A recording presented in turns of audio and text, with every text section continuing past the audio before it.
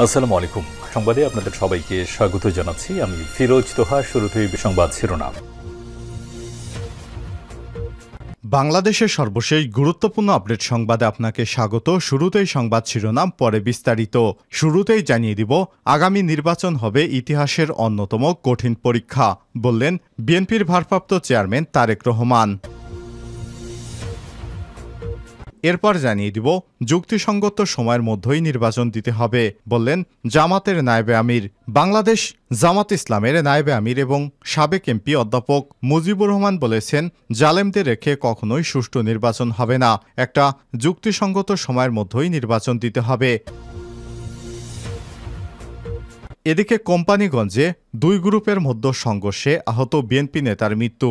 নোয়াখালীর কোম্পানিগঞ্জে উপজেলা আধিপত্য বিস্তারকে কেন্দ্র করে দুই গ্রুপের মধ্যে ভয়ানক সংঘর্ষের ঘটনায় আহত হয়ে হাসপাতালে চিকিৎসাধীন বিএনপি নেতা সাবেক ইউপি চেয়ারম্যান আব্দুল মতিন তোতা ৬৫ মারা গেছেন। তিনি কোম্পানিগঞ্জ উপজেলা বিএনপির যুগ্ম আহ্বায়ক ছিলেন। এদিকে সাবেক পাটমন্ত্রী গোলাম দস্তগীর গাজীকে কারাগারে পাঠানোর নির্দেশ। ৬ দিনের রিমান্ড শেষে সাবেক বস্ত্র এবং পাটমন্ত্রী গোলাম দস্তগীর গাজীকে কারাগারে পাঠানোর নির্দেশ দিয়েছে আদালত। জানিয়ে দিব, অধস্তন আদালতে বড় রদবদল। অধস্তন আদালতে বড় ধরনের রদবদল আনা হয়েছে। মোট ৮১ বিচারককে বদলির মাধ্যমে আদেশ দিয়েছে আইন, বিচার এবং সংসদ মন্ত্রণালয়।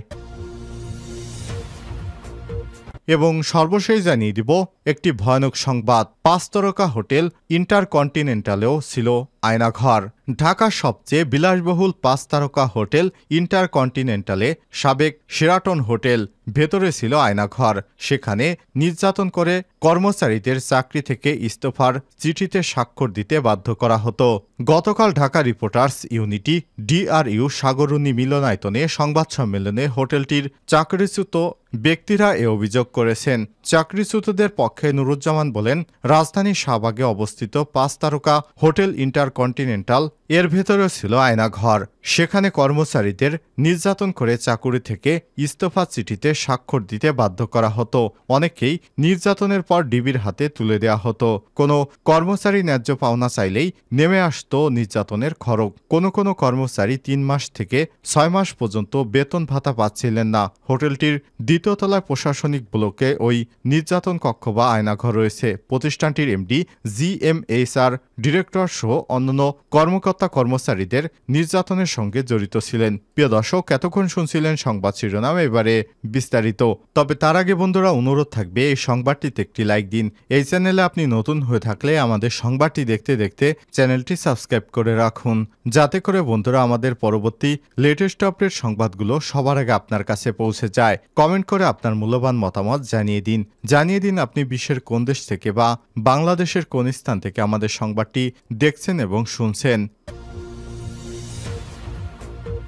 আগামী নির্বাচন হবে ইতিহাসের অন্যতম কঠিন পরীক্ষা, তারেক রহমান। আগামী জাতীয় সংসদ নির্বাচন নিয়ে দলের তৃণমূল নেতাকর্মীদের দিক নির্দেশনা দিয়েছেন বিএনপির ভারপ্রাপ্ত চেয়ারম্যান তারেক রহমান। শুক্রবার তৃণমূলের নেতাকর্মীদের সঙ্গে ধারাবাহিক মতবিনিময় দ্বিতীয় দিনে রাজশাহী বিভাগের জেলাগুলোর নেতাকর্মীদের সঙ্গে মতবিনিময় সভায় প্রধান অতিথির বক্তব্যে দিক নির্দেশনা দেন তারেক রহমান। নেতাকর্মীদের উদ্দেশ্যে তারেক রহমান বলেন, আগামী নির্বাচন হবে একটি কঠিন পরীক্ষার নির্বাচন। নির্বাচনের ফলাফলের জন্য বিএনপি সবসময় জনসমর্থনের উপর নির্ভরশীল। বিএনপি গত ১৭ বছর ধরে শত জুলুম এবং নির্যাতন সহ্য করে যেভাবে জনগণের আস্থা ধরে রেখেছে তার ধারাবাহিকতা রাখতে হবে। দলের নেতাকর্মীদের উদ্দেশ্যে বিএনপির ভারপ্রাপ্ত চেয়ারম্যান আরও বলেন, এমন কোনো কাজ করা যাবে না যা জনগণের আস্থা নষ্ট করে। জনসম্পৃক্ত থেকে জনগণের আস্থা অর্জন এবং সেটি অক্ষুণ্ণ রাখতে তৃণমূল নেতাকর্মীদেরকে ঐক্যবদ্ধভাবে সব প্রশ্নের ঊর্ধ্ব থেকে কাজ করার নির্দেশনা দেন তারেক রহমান।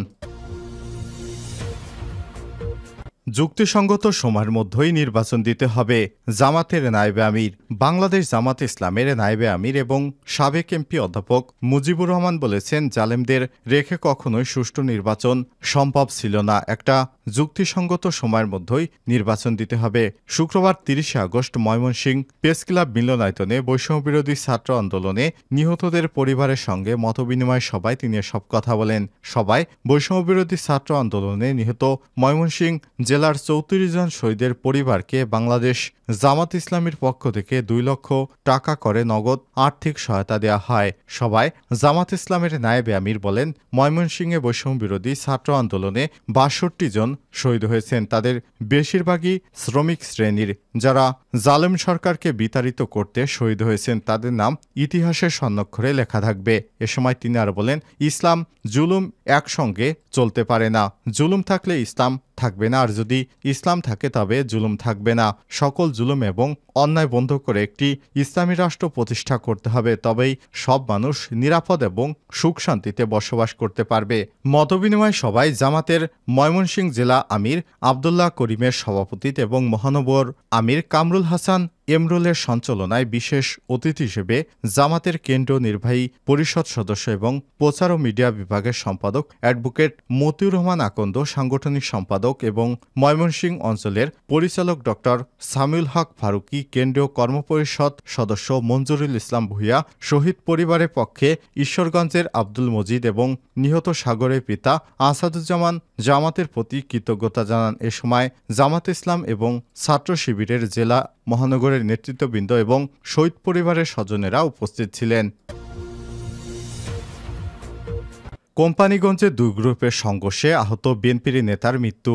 নোয়াখালীর কোম্পানীগঞ্জে উপজেলা আধিপত্য বিস্তারের জেরে ২ গ্রুপের সংঘর্ষের ঘটনায় আহত হয়ে হাসপাতালে চিকিৎসাধীন বিএনপি নেতা সাবেক ইউপি চেয়ারম্যান আব্দুল মতিন তোতা ৬৫ মারা গেছেন। তিনি কোম্পানীগঞ্জ উপজেলা বিএনপির যুগ্ম আহ্বায়ক ছিলেন। শুক্রবার বিকাল ৩টায় রাজধানী ধানমন্ডিতে পপুলার হাসপাতালে চিকিৎসাধীন থাকা অবস্থায় তার মৃত্যু হয়। এর আগে গত ২৭ আগস্ট মঙ্গলবার রাতে উপজেলার চরএলাহি ইউনিয়নের আধিপত্য বিস্তার নিয়ে বিএনপির ২ গ্রুপের মধ্যে সংঘর্ষের ঘটনা ঘটে। ওই ঘটনায় বিএনপি নেতা আব্দুল মতিন তোতা গুরুতর আহত হয়েছিলেন। আহত অবস্থায় তাকে নোয়াখালী থেকে ধানমন্ডির পপুলার হাসপাতালে ভর্তি করা হয়েছিল।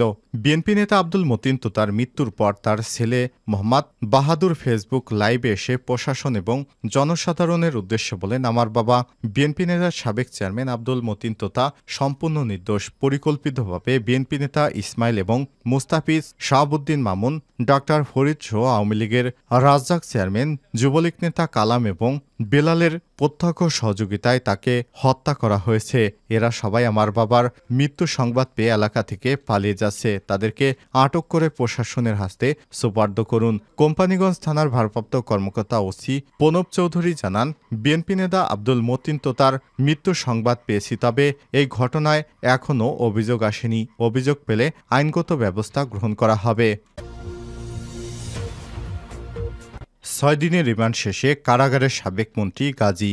বৈষম্যবিরোধী ছাত্র আন্দোলনে নিহত নারায়ণগঞ্জ রূপগঞ্জের স্কুল শিক্ষার্থী রোমান নময়া হত্যা মামলায় সাবেক বস্ত্র এবং পাটমন্ত্রী এবং গাজী গ্রুপের চেয়ারম্যান গোলাম দস্তগীর গাজী বীর প্রতীককে কারাগারে পাঠিয়েছে আদালত। ৬ দিনের রিমান্ড শেষে শুক্রবার ৩০ আগস্ট দুপুরে senior judicial magistrate Nusrat Sahara বিথির আদালত তাকে কারাগারে পাঠায়। এদিক সাবেক এমপির বিরুদ্ধে পুলিশ আর কোনো মামলায় রিমান্ড আবেদন করেনি।